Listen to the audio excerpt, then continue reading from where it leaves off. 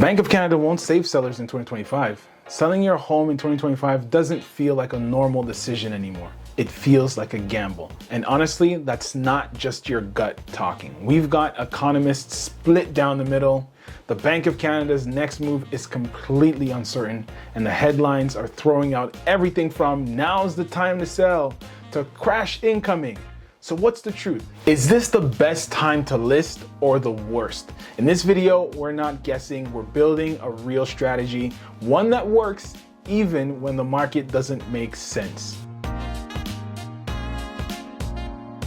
What is up, beautiful people? My name is Matt Moy, your local real estate expert here in the Greater Toronto area, and let's jump right to it. Now, here's the reality. It is a gamble if you don't know the rules of the game.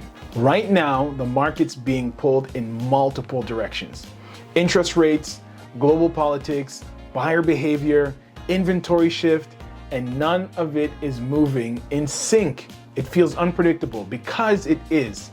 But selling in this market isn't about predicting what's next. It's about understanding what matters right now and building a plan that puts you in control no matter what happens next. So here's what we're gonna do. We're going to walk through 5 things every seller needs to understand before making a move in 2025. We'll cover what the Bank of Canada is actually signaling right now, why the current inventory situation is more dangerous than it looks, how buyers are thinking and spending differently, the global risks that no one wants to talk about, and how to make a smart move with pricing and timing based on your goals. Let's get into it. First things first, the Bank of Canada's tightrope. Let's start with the big one, interest rates. Right now, the Bank of Canada is trying to balance 2 things at once.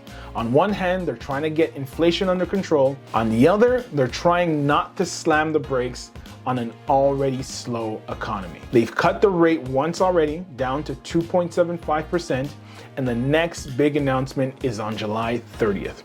But the future's uncertain.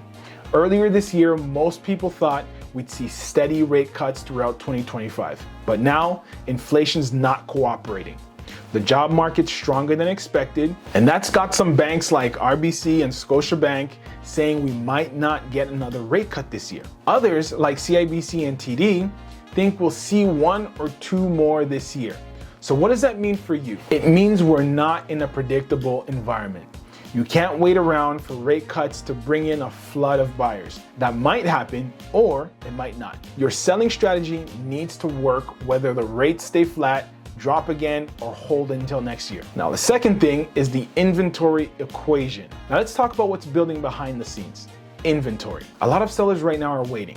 They're thinking, let's just hold off until rates drop, or maybe the market will pick up this fall. But if everyone's thinking that way, and they are, then we're building up to a wave of listings that could all hit at once. When that happens, your home goes from being one of a few to one of many.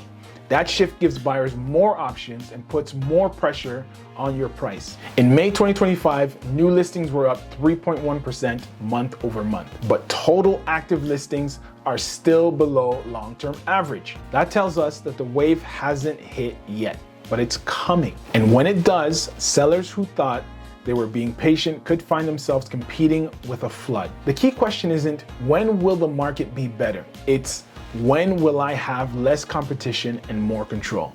If you're thinking about selling, you have to decide, do I go now while conditions are manageable, or do I wait and risk getting caught in the rush? The third thing is the buyer psychology shift. Buyers today are not operating like they were in the last few years. That panic buying mentality from 2021, it's gone. Now buyers are more cautious. They're doing the math, and they're more sensitive to risk, whether it's monthly payments or renewal rates or job security. Yes, rates have come down a little, but prices are still high and buyers are stretched. They're looking at the big picture. What does this mortgage look like in 5 years? How stable is my income? Can I afford this if rates climb again? So here's what that means for you as a seller. You have to meet the buyers where they're at. You can't price based on what your neighbor got last year or what you hope to get. Buyers are comparing your listing to everything else on the market.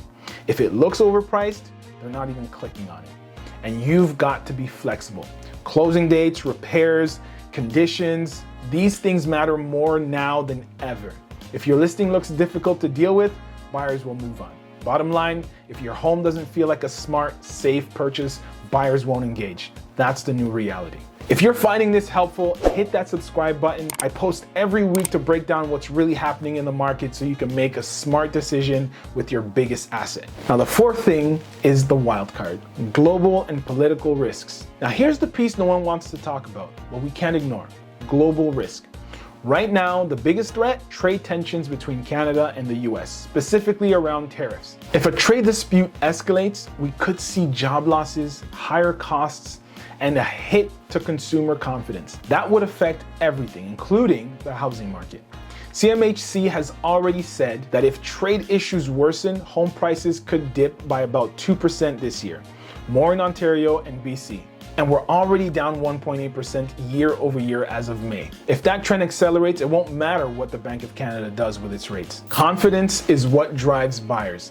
And if confidence drops, demand slows. As a seller, you can't control this, but you can control whether you're selling into a market you understand or one that's shifting fast. Waiting sounds safer until something changes overnight. The market you know today might be more solid than the one waiting in 3 months from now. The fifth and final thing we're talking about is your strategic move, pricing and timing. Let's pull this together. What should you actually do? You've got two things you can control: pricing and timing, and how you will handle both will make or break the outcome.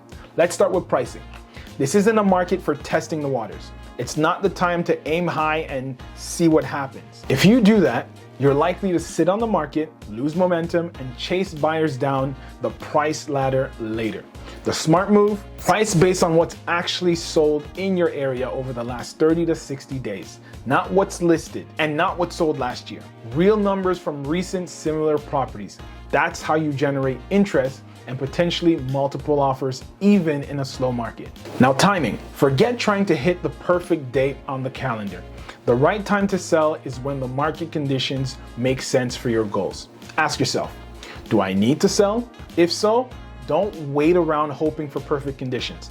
Price it properly, prep it well, and move forward. If you want to sell but aren't in a rush, that's fine, but you need to be honest about the risks. Waiting could help, or it could backfire if inventory jumps or global issues flare up. The key isn't to time the market, the key is to make sure you're not caught off guard by it. So what's the gamble in 2025? It's not just about whether prices go up or down. It's about making big decisions without a strategy. We've covered 5 things today: why interest rate cuts aren't guaranteed, how inventory is quietly building, what today's buyers actually want, the real global risks that could change the game, and how to approach pricing and timing so you stay in control. 2025 isn't a market for guessing, it's a market for planning. Now, if you're thinking about selling this year, don't do it alone and don't rely on the headlines. Book a one-on-one call with me and my team. We'll look at your numbers, your market, and your goals, and we'll help you build a plan that makes sense, protects your equity, and puts you in a strong position. The link is in the description. Grab a spot and let's make a plan work. Again, my name is Matt Moy. If you enjoyed this video, don't forget to hit that thumbs up, subscribe to the channel. It helps the channel grow and give you more information about what's going on in our real estate market. And I'll see you in the next one. Peace.